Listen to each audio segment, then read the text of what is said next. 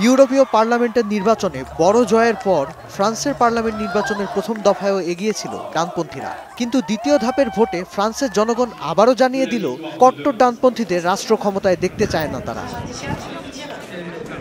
নির্বাচনে নাটকীয় এক জয় পেয়েছে বামপন্থী দলগুলোর জোট নিউ পপুলার ফ্রন্ট। ফ্রান্সের পার্লামেন্টের 577টি আসনের মধ্যে নিউ পপুলার ফ্রন্ট পেয়েছে 182টি। কট্টর ডানপন্থী দল ন্যাশনাল র্যালি দ্বিতীয় অবস্থানেও নেই, সেখানে আছে বর্তমান প্রেসিডেন্ট ইমানুয়েল মাখোর দল অস অব ল অ্যালিয়স। প্রথম দফার নির্বাচনের পর কট্টর ডানপন্থীদের ক্ষমতায় আসা ঠেকাতে মাখোর আহ্বানে সব বিভেদ ভুলে নিউ পপুলার ফ্রন্ট জোট গড়ে তোলে মধ্যপন্থী ও বামপন্থী দলগুলো। জোটের অনেকে একে অন্যকে আসনও ছেড়ে দেন।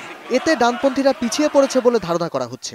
দ্বিতীয় বিশ্বযুদ্ধের পর থেকে কট্টর ডানপন্থী কোনো দল ফ্রান্সের ক্ষমতায় বসতে পারেনি।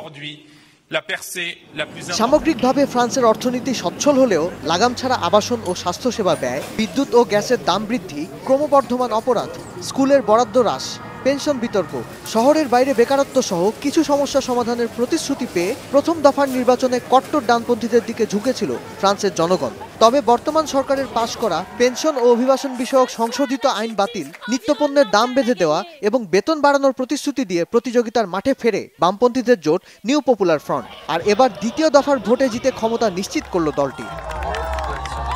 দেশ বিদেশের সব খবরের সর্বশেষ আপডেট পেতে ভিজিট করুন prothomalo.com/video। ফলো করুন প্রথম আলোর ফেসবুক পেজ ও ইউটিউব চ্যানেল। থাকুন ভালোর সাথে, আলোর পথে।